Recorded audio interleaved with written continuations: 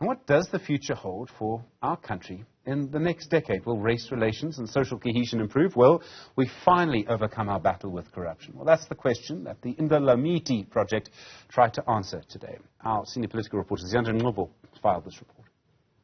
The Indlulamithi South Africa Scenarios 2035 has officially been released and gives 3 different sets of outlooks for where South Africa could be over the next couple of years. And let's bring in now Katia, who has been pivotal in this project. And of course, we had this scenario being released in 2018, looking at the years leading up to 2030. Why do we need to build on that and look at our outlook going as far as 2035? Thank you for that question. I think the first reason is that in any scenarios building exercises, there's always a need to refresh the scenarios. You will recall, like with the Shell scenarios, they always have to periodically refresh their scenarios because, our realities change all the time. And with us, case in point was the fact that we went through a pandemic. So the impact of COVID-19 actually was the impetus, because a lot of the issues that were raised, especially the key driving forces, were intensified by the advent of COVID-19, in particular inequality, which is the major pull towards the Gwara scenario that we witnessed. So there was a need then to go back to the drawing board, but also to consider some of these global phenomena such as the pandemic, climate change, artificial intelligence, and so on, so that when going forward, then we can have scenarios that are more resilient to any global impacts that may occur in the future. And of course, you always give that disclaimer that the scenarios are just a give or take kind of idea of what we could be seeing happening in South Africa, so it's not set in stone. And I've also noticed that in this latest release, you place South Africa within the global context, like how we've just, had the BRICS summit and that African countries are looking towards the east. How critical is that, especially because of the fact that you've also noted that young people still have hope in South Africa?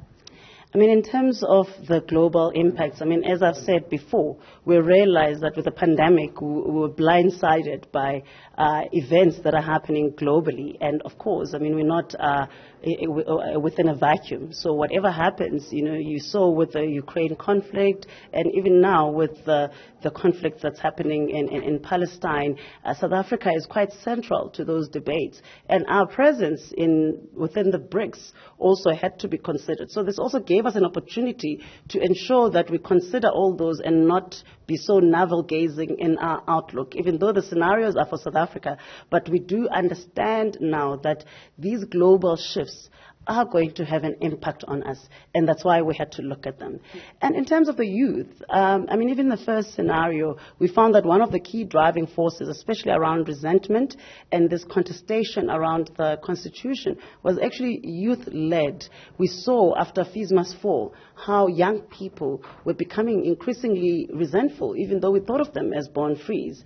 And we realize now that the woundedness that we carry with us from our past is actually, passed on to the young generations. And in this new scenario, set of new scenarios, we found that actually young people become very critical in terms of driving, especially the Weaver scenario, which is more positive somewhat, as youthful movements and also other social movements, their creativity and the use of technology to actually inspire as somewhat of an Arab Spring of sorts, even though we'd like to also argue that protest culture is something that's inherent in South Africa. It's our heritage. And that is youth-driven, as we've seen before with the Roads Must Fall, Fees Must Fall, and we believe that that's something that's going to continue into the future. And also, these are the people that are the majority of, the voting population of our country.